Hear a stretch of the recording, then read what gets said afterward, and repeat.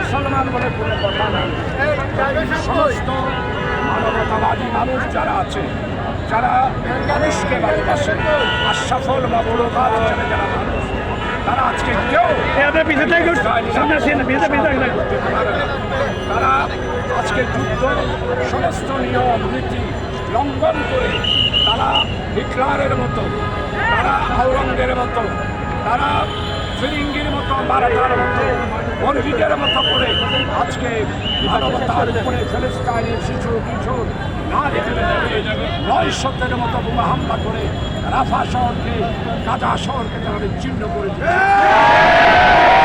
জাতি কেউ